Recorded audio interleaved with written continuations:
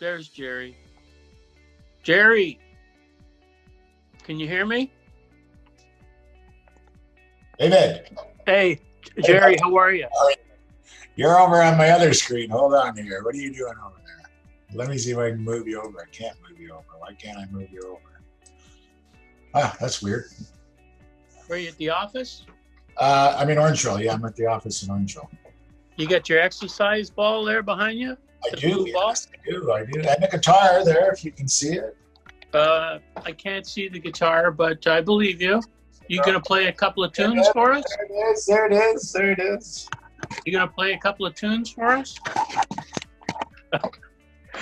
Okay, so Gerry, thank you for joining me on this call. Are we live now, or are you taking? Yeah, we're live. We have like 10,000 viewers already. I can't get you over here. Sorry, I'm looking sideways because let's put my camera over here if I can. Hang on here, dude. All right. I don't know how this is. Okay, so the viewers want to know. So Gerry, here's the agenda I would like to propose for Sunday, April the 5th. Okay. We've pretty much discussed it, but briefly, the main purpose, one of the key purposes, let's say, of doing this call is to talk to people about their investments, because people, a lot of people I'm sure are saying, well, what do I do now? You know, I'm not going to be buying high and selling low is never a good idea. So what do I do? And you have some ideas for them on that, correct? Yeah, correct. I'm not going to go into it all at this point, but I do have some ideas, and I do think, many people are looking for advice and suggestions, like what to do. This is unprecedented. So we are going to do a deep dive into offering suggestions, offering solutions, giving people an idea of what we can do for them, how we can help them, how they got into this pickle, how do they get out of it, different options for them. Both from an investment point of view, there's a lot of tax stuff that's going on based on this coronavirus. We can also update our viewers about a lot of the stuff the government is proposing, a lot of the benefit plans. Right. Okay. So that's something I wanted to talk a little bit about. And I'll just say briefly, a lot of people are asking about this whole mortgage deferral. Seems to be a lot of confusion. People think maybe it's mortgage forgiveness, and it's not. So what does that mean? What are the implications for people, for the lenders, for private lenders, especially if you have a second mortgage behind an institutional mortgage? And now that the first mortgage lender it's been unprecedented. They're just going to wait 6 months, up to 6 months in some cases to collect. So that's something I think warrants some discussion. Wanted to just talk briefly about rates, because Bank of Canada's continued to lower rates, but meanwhile bank rates have started going up. So I'm sure some people are wondering what's going on there. We were also going to have a conversation with an appraiser. So on that note, I messaged you yesterday. Do you want me to call your guy? I was thinking of somebody else that I could call. Oh, sorry. Yes, you did. Sorry. I can reach out to him. I'll reach out to him after a little chat here. Okay. All right. That's great, because there's a lot of question marks people have about, first of all, even accessing properties at this point in time.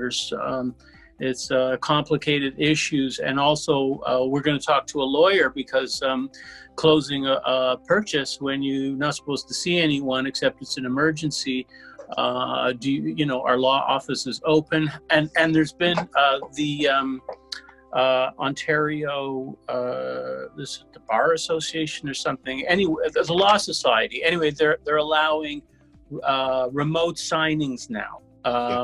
Right. So the lenders are just kind of struggling to get on board with that. If I can jump in, I actually spoke to my lawyer today, the lawyer that we use in our business in CIS, Canadian Investment Service. they're trying to adapt to this new world. Again, there are positive things that are going on with all the doom and gloom. My lawyer friend, their industry now is being forced into more remote signings, more video conferencing. That's something they're embracing. Technology hasn't allowed lawyers to scale their practices as much as other businesses, like you as a mortgage broker, me as an accountant, me as an investment advisor. So yeah, I think my lawyer is actually looking forward to how their industry responds to this crisis.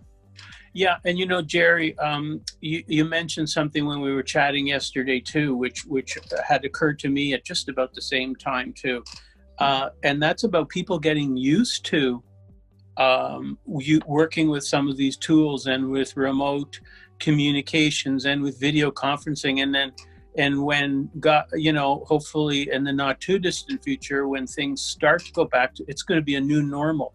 And I think that if the retail sector wasn't already on the way to its grave, this is the nail in the coffin, sadly.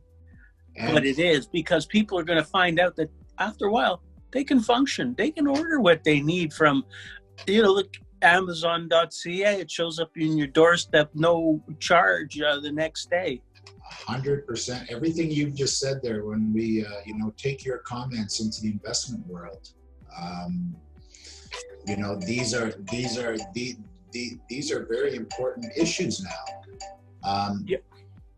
Especially because I do a lot of investing in real estate income trusts, commercial real estate income trusts. I've always stayed away from. I'll even stay away from them more now for everything you've just said. Right. Bricks and mortar are not as necessary as they have been in the past, and even less now when people start to embrace this.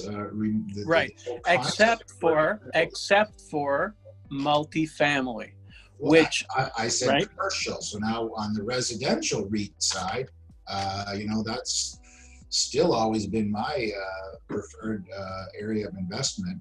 Right. And I think it shines quite sharply now. I've had clients say, what about, the message the government has sent, and it disturbs me a little bit. It's almost like most people are being told, don't worry about paying your rent anymore. Yeah, right. I don't think that's the message, but that's how it's being perceived. So how does that translate into a residential real estate income trust? Again, the capital is protected. The income flow is going to get, adjusted. But on a positive note, if people don't pay their rent, they will eventually get evicted. You can't just let people not pay rent forever.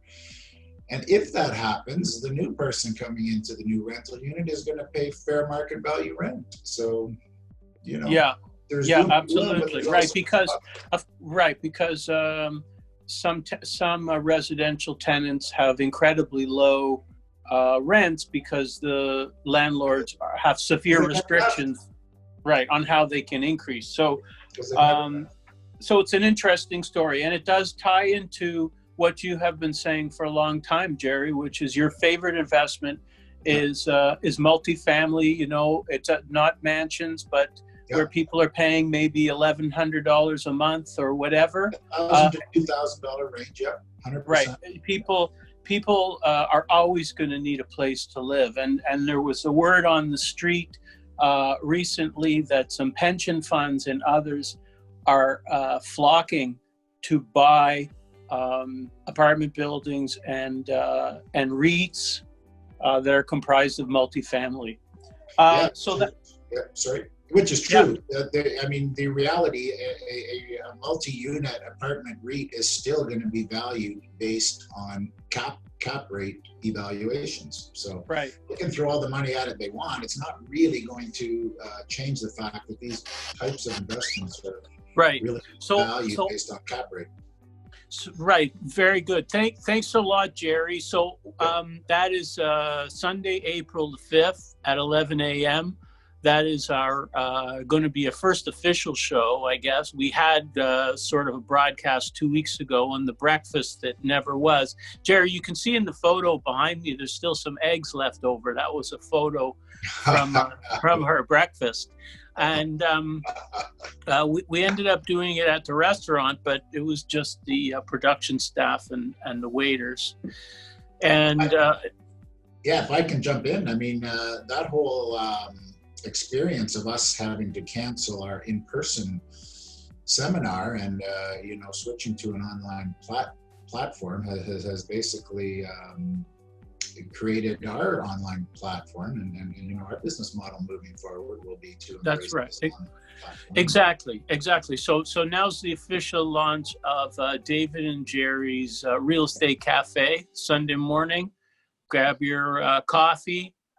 One day we'll do it together in person, and we'll serve the cappuccinos at the cafe.